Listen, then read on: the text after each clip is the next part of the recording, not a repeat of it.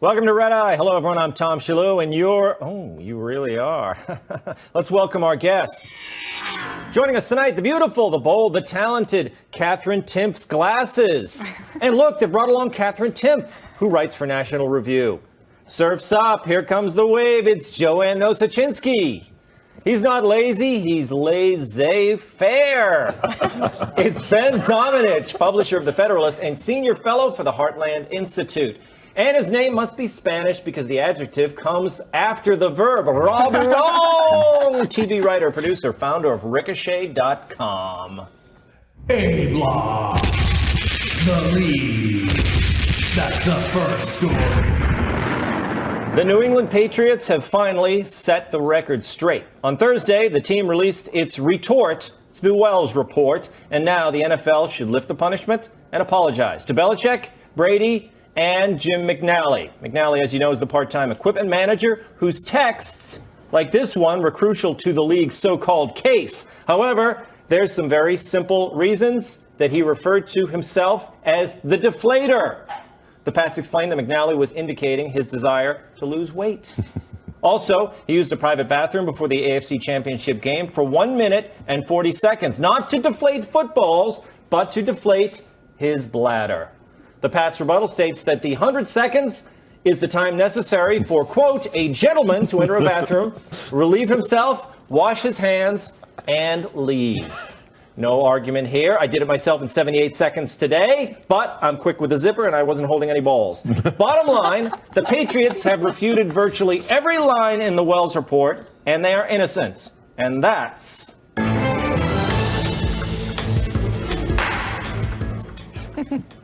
All right. Ben, I think the Pats have proven without a doubt that they are innocent in this case. I dare you to disagree with my analysis. I do not disagree. I think the Wells report was basically written in crayon. I do think that the one lesson that you take away from this, though, is that you would have been a lot better off if you were deflating these balls in an elevator as opposed to in a bathroom stall. Why an elevator? Because then the punishments wouldn't involve taking away any draft choices, and you would only have a 2-week suspension as opposed to a 4-week suspension, which is obviously. Oh, I get it. It was an inappropriate joke. Yes. Yeah. the thing that I think though that's really that I take away from this too is that, you know, Roger Goodell is just sort of an area power mad ginger who, you know, has this whole complex. Are you attacking his hair color? Yes, I am. I think that that's one of the things that makes him such a sort of Napoleon Gingers complex are special guy. People. Oh, really? Yes. I don't know. I find them kind of soulless and frightening. Well, he represents the owners, though, right? Sorry. So, I mean, have we asked the owners? Maybe they think he's doing a good job. Well, no one else seems to, but maybe they do. I don't know about that, but I do think that Goodell is one of these guys who he was an intern for the NFL. He's been at the NFL all along. All he cares about is protecting the shield. And so it's more about saving face than it is about trying to actually have an equitable punishment for what went on here. There we go. Rob, let's get the guys out of the way because we're the ones who know about football, right? Yeah. I can say it's a little late for Roger Goodell to suddenly decide he's going to protect the NFL brand. I mean, he's kind of wanted to wake up after this past 2 terrible years of NFL PR and decide, no, we're going to time this guy taking a whiz. And we're going to make sure that he didn't. I mean, I'm like 100 seconds. Really, you time yourself? Really? I did. Yeah, it was 78 seconds. And full wash of the hands and dry with the hand dryer. I like to enjoy myself in there. I mean, I'm not going to rush this thing. I mean, this report shames anyone with a weak stream or bladder shyness. And, as well it should, by the way. That happens sometimes. Well, no, like I said, they padded it. They gave it an extra, 100 seconds. That's, I came up Is this never going to go away? No. This is never going to go away. I look forward to the Super Bowl every single year because then football, we're done talking about it for a little bit. And all the dudes can pay more attention to me again on the weekends and not the football. Okay. And it's just never ending, and I'm taking it personally. Catherine, what is the ideal PSI of a football? I don't even know what that means. Hey, I'm not going to pretend I know what that means. You don't know what that means? I don't care. Joanna, what's the ideal PSI of the tires in your car? Yeah, 12 pounds. Wow. Yeah. Listen, I've said all along that the NFL should have one standard, and it should be no air in the footballs. Do we have the picture? The vortex hollow. Yes. There you go. Right? Yeah, that's right. I'm okay with that. That would improve the game because the passes would be longer, there'd be higher scoring games. Why not, Rob? I don't know. See, I disagree with Ben. I actually think they did it and this is the perfect. Oh no, I do think they did it. Yeah, this is a perfect excuse for them. They When you are accused of something like that, you just get really into the weeds with the details, right? You start talking about the little details. Now I want to know the whole TikTok. Like, how big is this bathroom? It doesn't seem like. And he went to the bathroom. Was it a stall? Like, if you were an animated, sort of thing that walks us through the process, so we can what if you understand. were in the next stall and you heard this weird hissing noise, like? Dude, that would be like one of those you all right? South American prank shows. That's right, exactly right. I want to know all the stuff now. I need to know the whole thing from beginning to end. And I think you're right. This is not going to end until the preseason. But see, that's why I like it, because it gives us a chance to keep talking about. I hate it so much. I hate it so much, and it's never over and over and over. More. Come on. Well, Who cares? Look at this. The texts involving Jim McNally were key to the league's case. So the Pats offered some more of his texts for context, like this one. What's up, Dorito Dank? Yeah.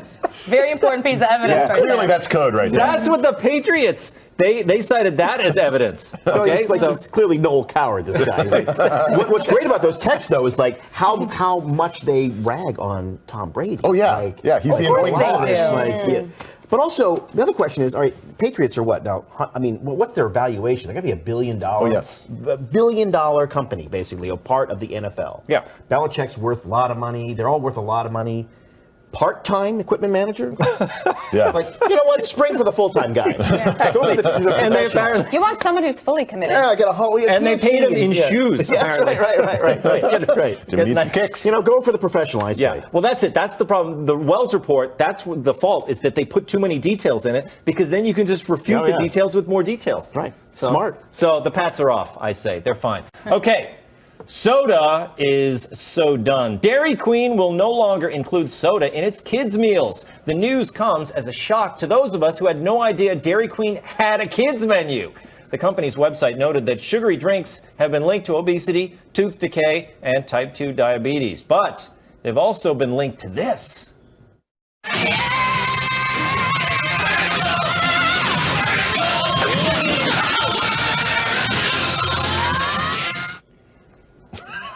Pretty cool, right? Awesome. Do the do. Yeah, DQ, as the kids on my side of the tracks call it, is the latest fast food joint to heed calls from the Center for Science and the Public Interest to stop serving the sugary drinks to children. Burger King, McDonald's, and Wendy's have also buckled to their pressure. Starting September 1st, the DQ Kids meal will come with either water or milk, your choice, which is a perfect healthy choice to go alongside your large peanut butter cookie dough blizzard. The decision on sugary drinks was made in April during Dairy Queen's Franchise Advisory Council's quarterly meeting. I believe we have tape from that meeting.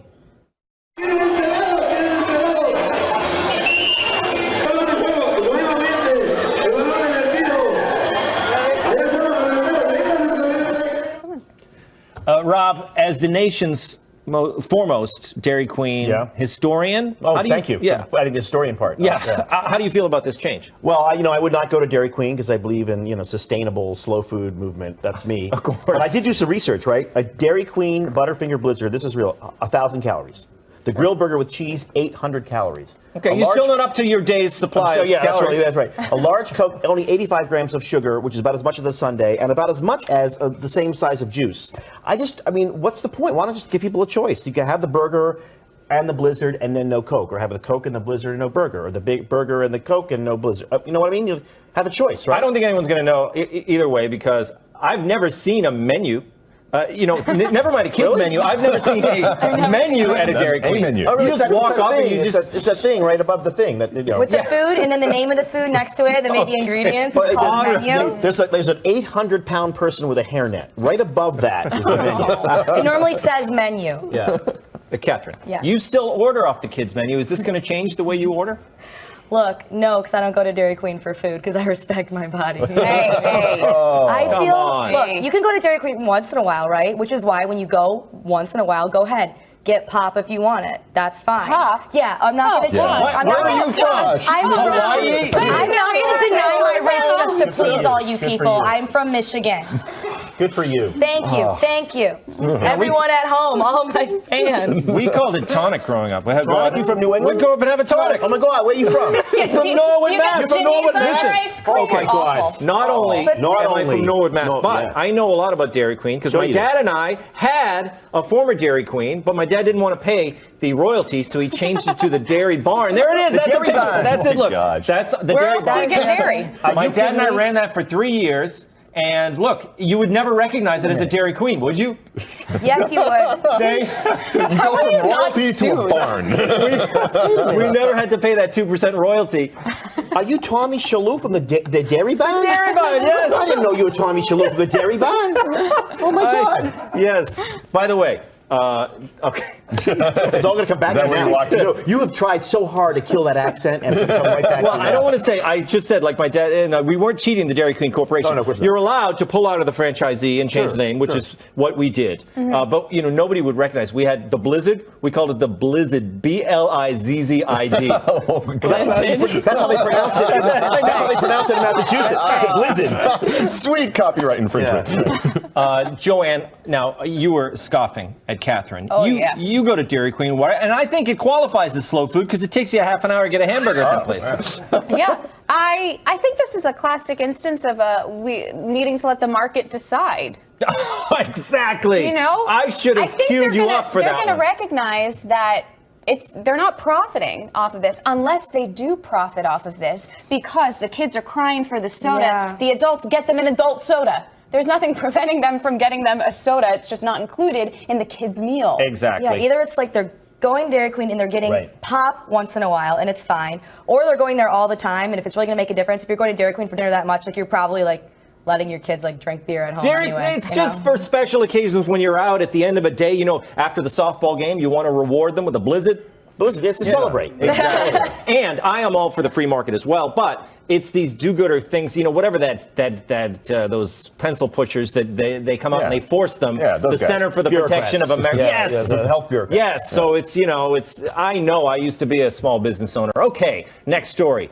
Did he whiff on a big what if? Jeb Bush. Likely the only candidate in this election named Jeb is struggling with questions about the Iraq War. On Thursday, the former governor gave his fourth different answer this week, saying that if we knew in 2003 that Saddam didn't have WMDs, he would have not gone into Iraq.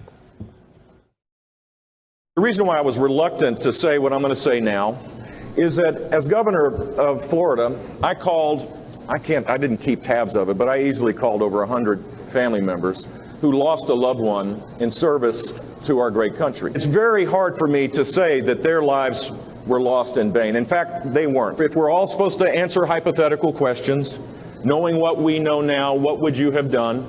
I would have not engaged. I would not have gone into Iraq. That's not to say that the world is safer because Saddam Hussein is gone. It is significantly safer. Significantly safer. Ben, did you see the original question that he answered on Megyn Kelly's show? Yes. Why didn't he stick with that? So the thing that I don't get about this whole thing, though, is the question, because in all these sort of hypothetical, if you could go back in time and do things differently, like everybody would have those answers to these sorts of things. If I could go back in time and figure out a way to be Mark Zuckerberg's roommate and end up owning the New Republic or something like that because I bought him some pizzas, of course I would do that, but it's the sort of thing where... We've all fantasized about that. Of course, yes. Oh, yeah. I would put up with that pimply-faced jerk for a while, for that. So the thing You're gonna have to be nicer to him than that. Oh, really? Yeah. Oh, no, But maybe I couldn't then. To be fair to Jeb Bush, how could he have possibly known that he was going to be asked about the Iraq War? Yeah. It doesn't seem like something you would have to prepare a really important answer to, especially having nothing to. Oh wait, the thing that I think he really sort of surprised people with, though, is that he wasn't prepared for the question. And I actually found that kind of endearing because it's the sort of thing where if everything about he's such a corporate sort of prepared candidate.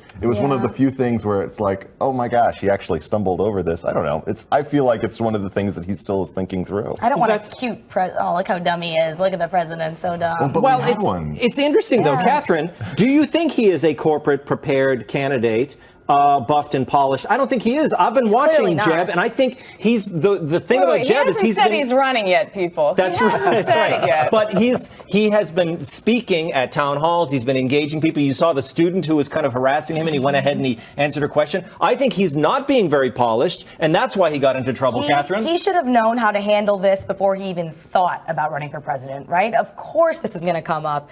And it is weird. It is weird to see him because he's got kind of the Bush face, right? They all have like the same kind of Bush face a little bit. You can see it. Well, they are in the same family. Exactly. How do they get that Not everybody, Lots of things to criticize them about. Not everybody in the same family looks alike. They look very much alike. And so it is weird having to be like, no Iraq war. Like, I don't know if he's like, I just wonder what their like family text message conversations are like. But those are like, what is a family dinner like?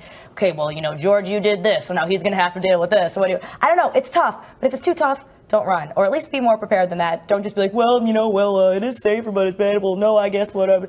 Come on, man. No sympathy for Jeb Bush. Joanne. No, don't. I mean, he has a tough job. He's running against the Bush legacy. Yeah. His brother, an unpopular president. Don't you sympathize? Well, we're going to see if blood is actually thicker than the Lincoln Memorial reflecting pool. Yes, I get it. I think that's made of water. I've actually never been in it, so I don't know. I saw the movie The Butterfly Effect. Didn't see that one. Things can change if one other thing changes. We don't know if we went into Iraq, if we didn't, how things might have changed, how the course of history might have changed. It's like Back to the Future. So I don't like hypotheticals, but I do appreciate a candidate who sticks to their convictions. I think if you have an opinion, stick to it. We need a president, especially a commander-in-chief, who's going to make actual decisions. Even if you don't agree with them, just someone who's going to act. Knowing what you know now, would you kill baby Hitler is sort of the way that this thing always turns. And it's like, but we all know the answer to that one. Baby Hitler was so cute. I know. In that little thing. No, I would have encouraged his painting. Yes. You seem real excited. Bought a couple of paintings on the street. That's all I would have done. Put an end to that. You got a lot of talent. Rob, I think that he did prepare an answer for this. When they're criticizing him for not being ready. He was so ready because if you saw the original answer, she said, "Would you have invaded?" He says, "Yes," and so would have Hillary. Yeah. Look, first of all, we have to say this is meaningless. This is not even June yet, so we're going to forget this in about 6 weeks.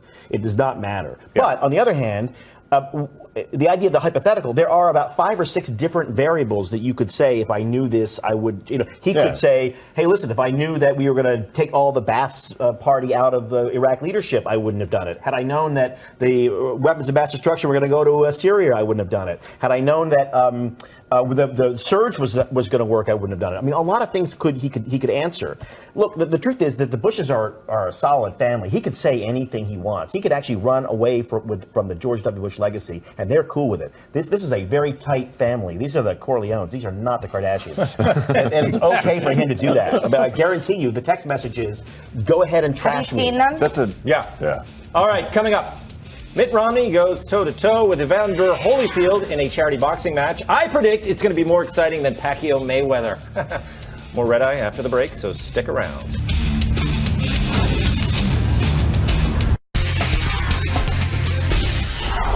The battle for justice rages on. Sunday, a Kentucky police officer shot an unarmed 25-year-old man. And the sheriff's office is overjoyed about one thing.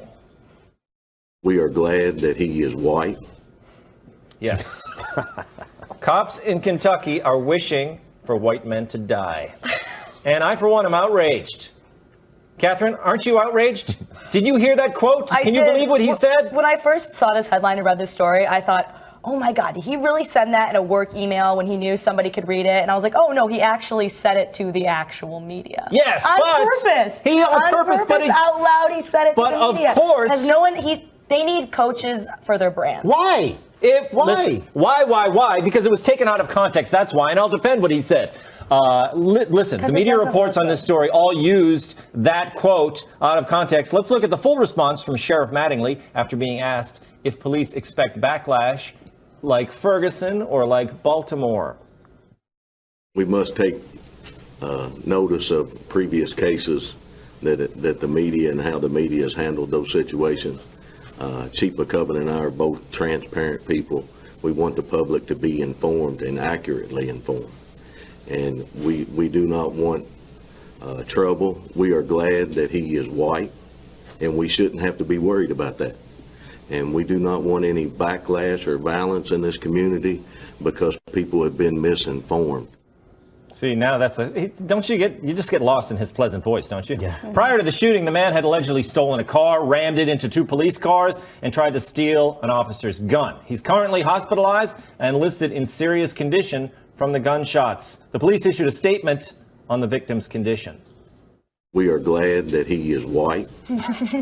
No, they did not say that. Obviously, I'm defending them for their statements. Rob, I'm not sure what the outrage crowd is trying to do here. What are they, this was listed on several websites. Look what this cop said. Any person who heard that story and didn't also say, oh, thank God that guy was white, is lying. Of course you're glad he's white. You may not like the fact that you're glad he's white. You may not like the fact that we live in a country where that, or at a time in a country where that's something we care about. But of course that guy's glad he's white. Of course. The first time you hear a cop shot somebody, you think, please let him be a white guy.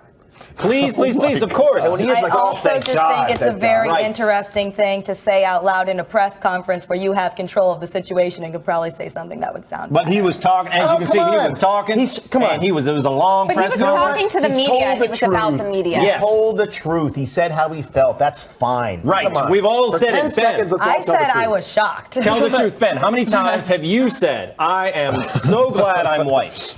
Oh, well, I'm actually Puerto Rican, Tom. Oh, I'm sorry. Me too.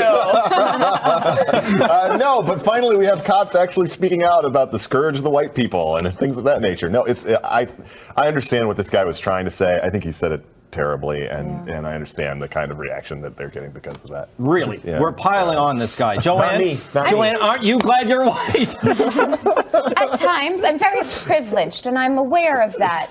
But this is, of course, a very sensitive time for our country. But the police still have to do their job. And what stinks, what he's trying to say is, with the media circus that's really kind of wrapping around everything that's been going on around the country, it can be very difficult to do your job effectively. And the last thing I want is for any police officer to hesitate in an instance where they need to pull out their gun. And I think that's what this officer was trying to say, is that we had to do our job. And the fact that we were even skeptical about how we were doing this is the problem. I'm okay with a little bit of hesitation. There's a little hesitation. I don't think 10 seconds of honesty would be good. I was actually in a bar in Maryland when they put up a picture of the 6 cops that were indicted in Baltimore. Yeah. And the first thing everyone said in that bar was a mix. There was a bunch of different races in that bar. We're like, oh my God, 3 of them are black. Yeah. That was the first thing people said. And everyone said it when they saw those pictures. Everyone, and if you deny it, you are lying. And at least that guy was honest for 10 seconds. It's good for this country to have 10 seconds of honesty.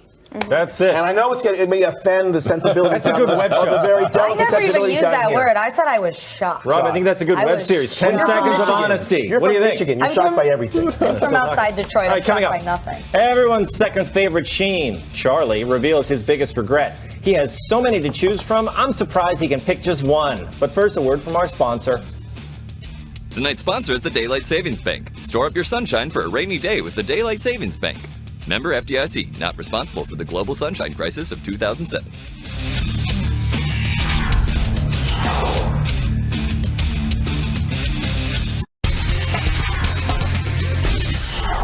Mitt Romney lost to another black man. Only this one isn't a secret Muslim bent on destroying America from within. On Friday night, the former candidate got on the canvas with Evander Holyfield for a charity boxing match. We actually don't know who won. It finished after we taped. So we'll focus on Thursday's weigh-in between the 179-pound Republican and the 236-pound heavyweight champ. Ladies and gentlemen, square off, gentlemen. This is it. Romney versus Holyfield. Wow. That was pretty intimidating. Romney then had some tough fighting words for his opponent. To have a man like Evander Holyfield come here, heavyweight champion of the world, time and time again, someone who our kids can look up to. This is a good man, a religious man. He's got 11 kids of his own, and he's here to help cure blindness throughout the world to the extent that it can be done. This is a terrific guy, and I'm proud to be here with him. Wow. Romney really missed his calling. That's some trash talk. It's so classic Romney, too. He's here to cure blindness to the extent that it can be done. Cure it, really. Just to the extent that human Excel sheet. Right. Now, I know. Is there a better way to help a charity than to box with Evander? It's great. It's so weird. I gotta say, that Mormon underwear doesn't look that bad. Is that what that was? No, that was his. Actually, Romney was about to go windsurfing. That's his win. Was that Yeah, his windsurfing outfit. Instead, thought dad bod. Oh, yeah. Wow. Dad bod. Dad bod. Dad bod. Yeah, he's looking good. But he's in fighting shape, and Holyfield is he's not a spring chicken. Catherine, do you think what are you going to say? How do you think Romney did? I think that they're probably Come on, what do you think, not hitting each other at all. Right? Oh, you think this is just for show? I think that you don't think it's a real fight? This is not a real fight, maybe. No, but I don't know. Did you think Romney looked like kind of likable actually there? Okay, so this is where was that guy with that he had a twinge of a personality at times? Yeah. Where was that when he was running for president? Mitt Romney is a perfect example of someone who's excellent at everything in life except for running for president. Yeah. Okay, and it's the sort of thing where he couldn't actually live like a middle class person without accidentally becoming rich. He would figure something out and become rich overnight. And this, what I really love about this is the inevitable story that we're going to get from Salon.com tomorrow with the quotes from Mitt Romney about how enjoyable the fight was. Mitt Romney enjoys punching minorities or something like that. Although they're going to lay off him now, right? They don't need to pick on him anymore because he lost, So they've been kind to Romney since the election. Yeah, and also there's a 50-pound difference. I don't think he's really going to lay a glove on that guy.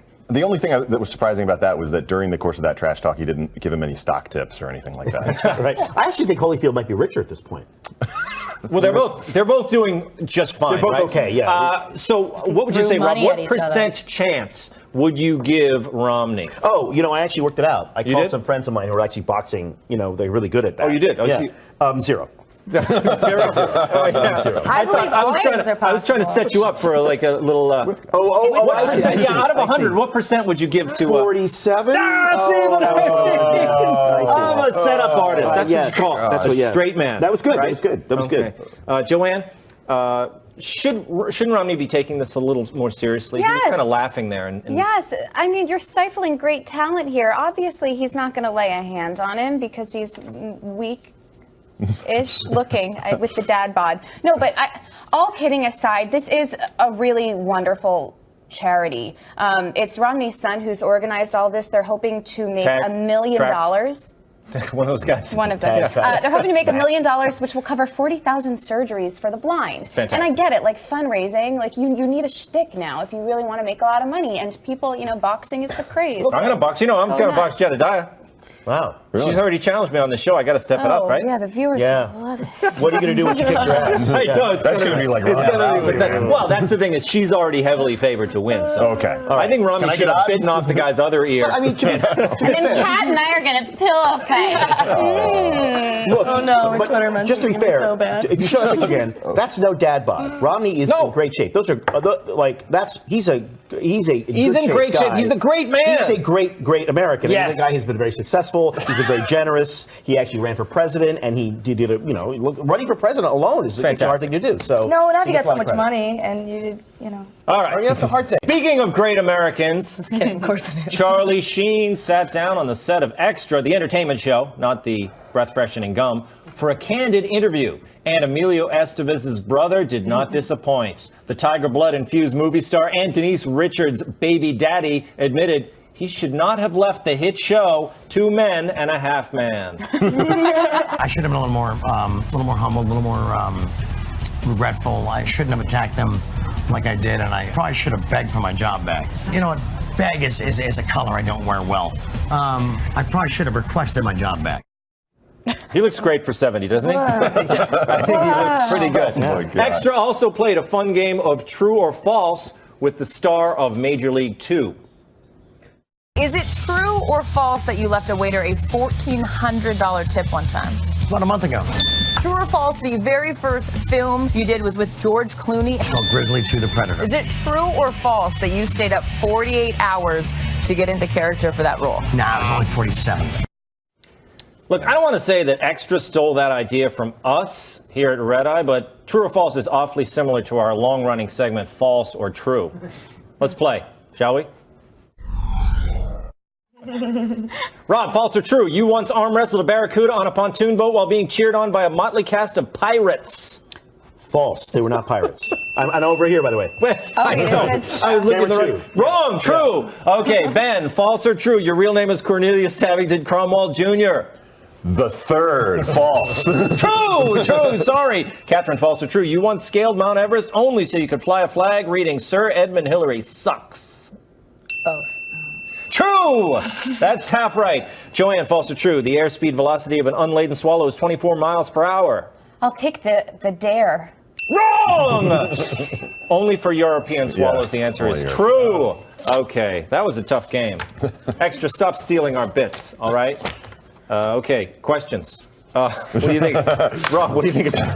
Well, I mean, what can we ask about this? Charlie Sheen. What are my questions? Charlie Sheen, is he a jerk or is he not? Alive or dead? False or true? I think you got to give him credit. Like, I mean, he Really? I clearly. Really? Yes. Yeah. You liked his answer about the Iraq War? For barely being able to breathe and like. Listen, I know what you're going to say, Rob. Yes. What am I going to say? Because he said, I regret it. This thing in Hollywood is no regrets. No matter how bad things get, no regrets. The thing, not just in job that made him millions of dollars. The thing in the dollars. American culture is to say, no regrets, and those bastards did it to me. He said, yeah, I made a mistake. I can't really beg, but I should have asked nicely. I shouldn't have done those things. He was, look, if drugs do that, more people should be on drugs. I mean, hindsight is 20/20 unless you're high all the time. Mm-hmm. He deserves credit. Did you love the show, though? Did you love the show with Charlie Sheen on it? I did. I used to watch it with my parents. And it's not the same with Ashton Kutcher, is it? So I don't actually know. Ben, come on, last word to you. For the past decade, he thought his father was really the president. I mean, you have to excuse Did he die an hour after that video? No, he's doing fine. He's doing fine. He's now, look, he's being self-reflective. He's not winning. Yeah. He's not winning. Yeah. Winning But maybe he really is winning. Okay, time to take a break. The Mad Men finale when we come back.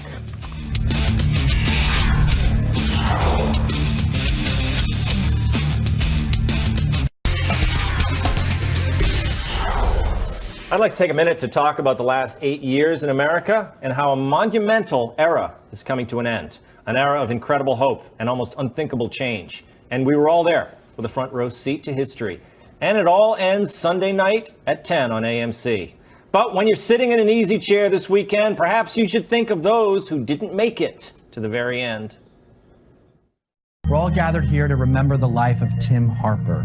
His death was a tragedy, but the biggest tragedy is he's not going to watch the finale of Mad Men this Sunday. His friends and family would like to speak.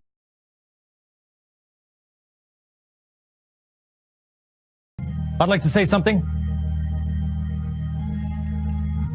Mad Men is a twinge in the heart. More powerful than memory alone. Going forward in Don's life, backward, around and around, and back home again. That's adapted from the Carousel speech, last episode, season 1.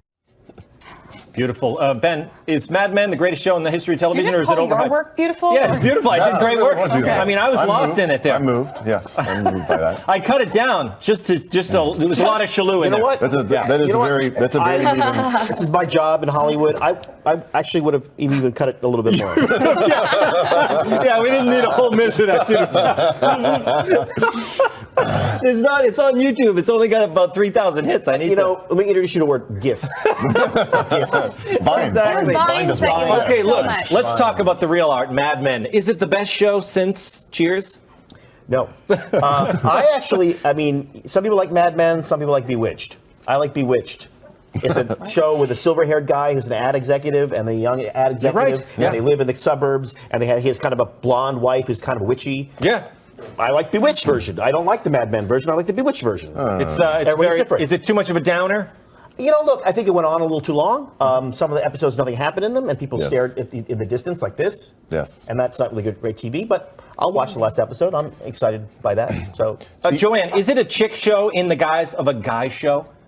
I don't know. I've never seen it. You've never seen it? I've never seen it. But I once served January Jones at the restaurant I worked at. And is she a good tipper? Grilled artichokes. Oh, that's perfect. That's really. It's so like her, isn't it? Like her, yeah. That's all I have to Is she vaguely unhappy for no reason?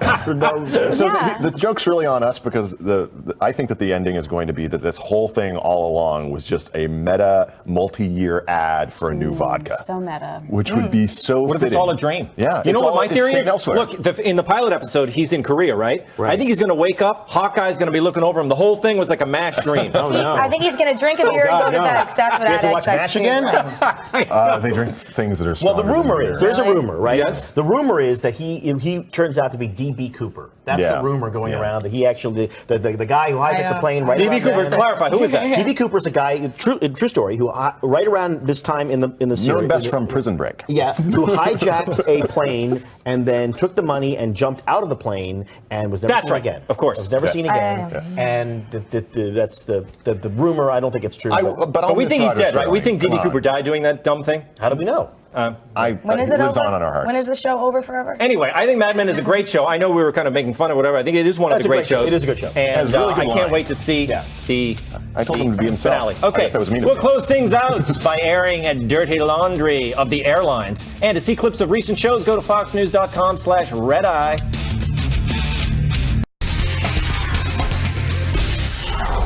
Hi, my podcast, Tom Shalhoub's Third Wheel with Jim Gaffigan, is now available on iTunes. You can get it at tomshalhoub.com as well, I think. A brand new Red Eye returns Monday. Guests next week include Alan Dershowitz, Mike Baker, Joe DeVito, and John DeVore. E-Block. Last story. That's the last story. The dirty little secrets of air travel are out, and the findings are filthy.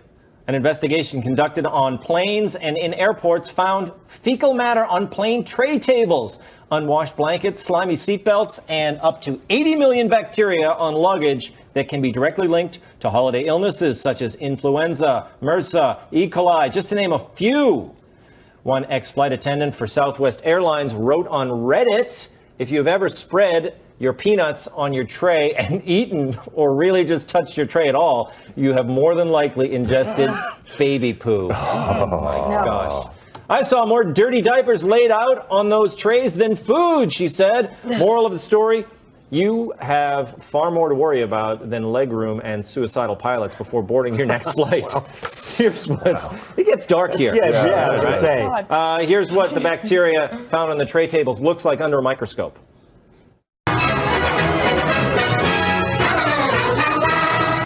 That's so bad. I think the masking makes all the difference, doesn't it? Yeah. It really looked convincing. I know. Okay, Joanne, have you ever thought about, have you ever put peanuts on the tray like that? Who would ever do that? Usually what I do when I'm on a plane is I take down my tray, I rub my hands all over it, and then I just lick my hands.